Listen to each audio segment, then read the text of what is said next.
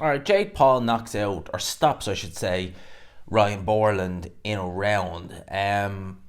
Yeah, this was another fight where Jake Paul fought a actual professional fighter, because obviously, with the exception of Tommy Fury and his previous fight, he'd really been fighting kind of, guys, former MMA guys coming into boxing, or guys with no real background. Well, basically, guys with no real background in the sport. Ever since the Tommy Fury fight, he started, and obviously he lost that fight, that was last year. He started looking to go down the road of fighting actual professionals. Now, in one sense, you have to turn around and say, well, the guy is only 9-1. He's fighting the kind of guys that, on paper, if he was a up and coming prospect, you'd really kind of expect him to fight. And in some ways, you could argue that the guys he's fighting, certainly on paper, are better than some of the guys that Tommy Fury, when he's fighting quote unquote professionals, are. Because some of the guys he's fought have been just absolutely horrendous. They really have. Saying that, the last guy wasn't great, and this guy, Ryan Bourland, he's only got two losses, but like going into the fight, but like you're just like, how does he? Who was he fighting? Who the hell was he fighting to get those wins? Because he looked every part of him. I mean, this was a cruiserweight, so I thought like it was even a heavyweight fight, and he looked in horrendous shape. Very soft. Did he even throw a shot? He might have thrown one or two punches in this fight, and it was just, it was just, what the hell? Yeah, that's kind of how when I viewed this fight, I was like, oh, good God, what have I just watched? In terms of Jake Paul's performance, right? It's a weird one, because Jake Paul has a certain amount of talent there. When you look at him, there is a little bit of talent there. I like his jab. His jab looks very good. It was able to pierce the guard. Jake Paul at long range is actually not that bad. His footwork is not the worst. His jab is very good. His actual right hand to the body, which he was throwing in this fight, looked quite good as well. The way he was just, sneaking that in underneath the elbow. At long range with Jake Paul, I'm like, okay, they have something to work with there, because he's actually, to be fair, at long range, long distance boxing, he's not that bad. He genuinely isn't. It's when he gets close, it's just like all technique tends to go out the window, and he misses a lot of shots, he wastes a lot of punches, and it's just very off when he starts to get up close at mid to close range and look for finishes. And this fight again, Ryan Bourland did basically nothing. He literally he did nothing. He literally just kept his hands up and was hit very easy to hit. No defense, no anything, not really any offense either. And yeah, he was stunned a couple of times. I think he was hurt to the body a few times. And then after about like roughly a minute 30 seconds, Jake Paul just opened up a few combinations on him, backed him up again the rope. And referee Lewis Pabon was taking a look a while before the stoppage, because there was just nothing whatsoever coming back from Ryan Bourland. I mean, this was an 8-rounder, and the guy didn't look physically like he could even do a round. It looked like he literally just, arrived on fight night and was like, right, give me a pair of gloves, let's see what happened. It didn't even look like he did any training. And Jake Paul, to his credit, does the training, always comes in shape. And yeah, I'll talk more about Jake Paul in a wee sec. But yeah, Paul opened up a combination of Ryan Bourland. Referee Lewis Pabon jumped in and stopped the fight, because there was nothing coming back. When the shots were landing, they were landing, clean enough, and Bourland ended up, falling to the canvas when the referee waved it off. So, first round knockout wins, back-to-back first round knockout wins for Jake Paul against professionals, quote unquote. They are, licensed. They do have a professional record. They're not influencers. They're not former MMA guys. They are, quote unquote professionals. Again, I don't want to be hypercritical of the guy, because he's not coming into the sport with a boxing background. His brother Logan is gone down the WWE route, which, WWE is, yes, there is risk.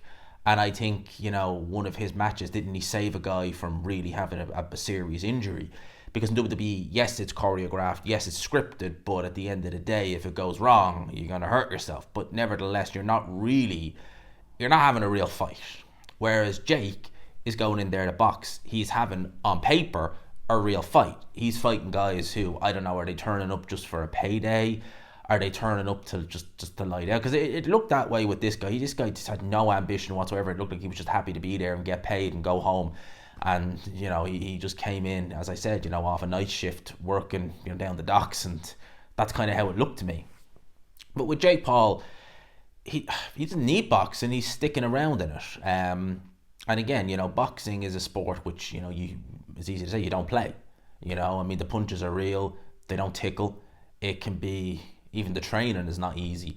So he's sticking around in it. And again, when I look at Jake Paul, I see a little bit of potential there, but just it needs a lot more refinement. Now, the obvious talking point has to be, what does he do next? There's been talk of the Tommy Fury rematch. And, you know, with Tommy Fury, he fought Jake Paul and he won the fight. Yes, he was down in the last round, but he won the fight. And then he goes and fights KSI, who... On paper, that should have been an easier fight because KSI has really been just fighting, you know, who's he. And he goes and has a really, really tough fight. A lot of people felt that Tommy Fury lost that fight, and he's done absolutely zilch since then. With Tommy, here's the thing, right? And again, you know, Jake Paul is fighting, yes, they're not great, but he is fighting professionals. Tommy Fury, I don't even know what he's doing because he came into the sport fighting professionals, and now he's going down the influencer end. Whereas Jake Paul... he is now starting to fight professionals. If they did do a rematch based upon how they've been looking respectively in their fights since their first fight, then, you know, I would give Jake Paul a better chance in this fight, certainly at long range. He seems to have improved with the jab. It was really long range boxing that Tommy Fury was able to pick up the points with and get the better of Jake Paul with in their fight back February last year. So if they did a rematch, would it sell? Oh yeah, I think it would.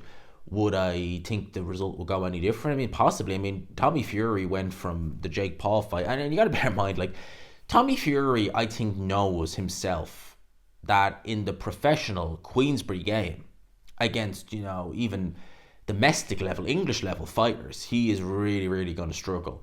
And if it's better to take an L, maybe against someone like Jake Paul for a crazy amount of money, than to fight whoever, you know, Ricky Summers, no disrespect to him, for an English title and get completely schooled.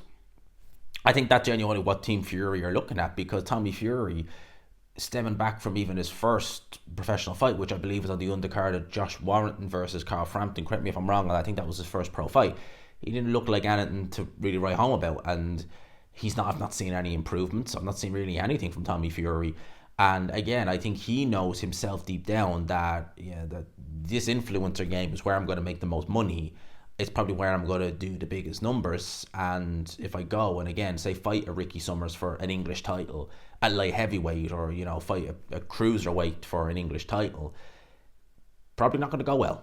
You know, I mean, like, you look at the cruiserweight division, Isaac Chamberlain is British champion. I mean, Chamberlain would light Tommy Fury up. It wouldn't even be competitive. Even the guys like Michaela Wall, who are not even particularly good at domestic level, would have a field day with him. And again, you look at light heavyweight, although that division on the surface is not great, it's a massive... Ben Whittaker, you know, toying with guys that Tommy Fury went the distance with and had some problems with.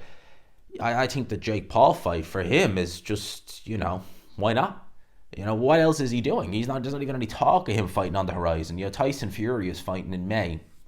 And I would have thought they'd try and get him, but no, clearly not. It seems to me that they're going down the road of just, you know, get these influencer fights. And at the end of the day, the Jake Paul rematch, people would still tune in. They would. They'd still tune into that. They'd still tune in 100%. So, yeah, that's my thoughts on the fight, what you would call a fight. It was, yeah, if I had to make some critiques of the performance from Jake Paul, good on the outside, up close, mid-range, really needs to work on that. Wasting a lot of shots, sloppy work. At the end of the day, he still got the job done, but very sloppy. Very, very, very, very novice-y. Very novice-y is the best way to explain it. So that's my thoughts. Let me know yours in the comment section below. I hope you enjoyed it. Let me know your thoughts. Smash the like button if you could. Subscribe, of course, if you haven't already. I will chat to you later for a review of the week. Peace.